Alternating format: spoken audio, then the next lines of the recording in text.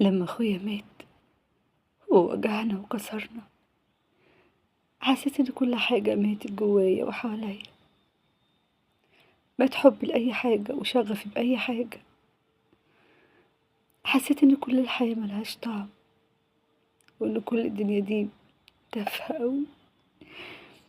حتى شغفي بالحاجة اللي بحبها زي الترانيم، بعد ما كنت بكتب وبنزل وعاملة 5 فيديوهات ترانيم فيها المعزي وفيها العذراء وفيها أطفال، قلت لأ مش هنزل ولا هكتب تاني.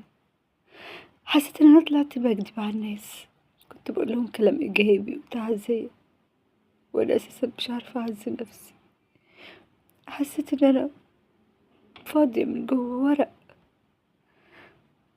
حتى شكلي اللي كنت مهتمية بيه واخاف الناس تشوفني من غير ميك اب ولازم احط فلاتر، مبقاش يفرق معايا ان اطلع شكلي وحش او عينيا ورمة. عرفت وقتها ان الوجع والحزن بيموتوا جواك كل حاجة واي حاجة، بيموتوا جواك حتى الحاجة اللي بتحبها. وقتها قررت انها ابعد، وكفاية كآبة والناس تزعل مني وتتخانق مني، وممكن اسمع كلام يجرح ويقول يعني هي مفيش غيرها هي بس اللي اخوها مات، زهقنا كل شوية. فقلت اقفل الصفحة وابعد، ولما احس اني قدرت اتعزى هرجع. بس لقيت صحابي وناس كمان معرفهاش بتدور عليا، اللي بيدور عليا على التيك توك واللي على الواتس واللي على المكالمات واللي بيرنوا. ما كنتش بصراحة عارفة ارد على حد، بس حسيت ان يعني في ناس بتحس بغيرها. حتى لو ما كنتش برد على رسايلهم بس كنت بقراها وانا ببكي. ولما قلت مش هكتب ترانيم تاني قلت هبعد عن الصفحة، بعدت.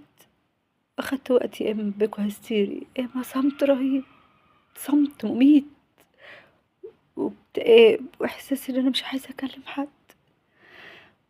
لكن حسيت ان ربنا بيبعتلي رسالة ان ارجع تاني. السببين خلوني ارجع واتقوى. وحبة صحابي اللي ما كنتش عارفة اهرب من اتصالاتهم، وكانوا بيقولوا لي لا انتي مش فاضية ولا بتكدبي على الناس، بس هو الوجع بيخرس جوانا كل حاجة ودي فترة وجع. الحاجة التانية كنت بالصدفة بنزل حاجة لاخويا على التيك توك، ولقيت ان في ناس كتيرة قوي واخدة ترانيمي وحاجات للحضانة واغاني اطفال عاملاها منشورات على حضانات وعلى حاجاتي. حسيت ان ربنا بيقولي لا كملي. كنت فاكرة ان انا فاضية مش بدي حاجة لحد، بس لما لقيت ترنيمة حضانات كتيرة أكتر من 41 حضانة عاملة فيديوهات على صوتي، وترنيمة تاني منزلينها 110 منشور أو فيديو على صوتي، حسيت ان ربنا فعلا بيقول لي لأ ارجعي تاني.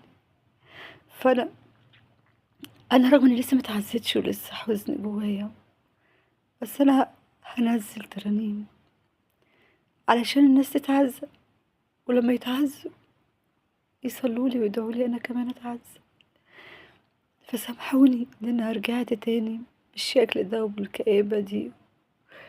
ناس كتيرة كانت قلقانة عليا وناس كتيرة كانت متضايقة عليا، دي محبة انا مستحقهاش.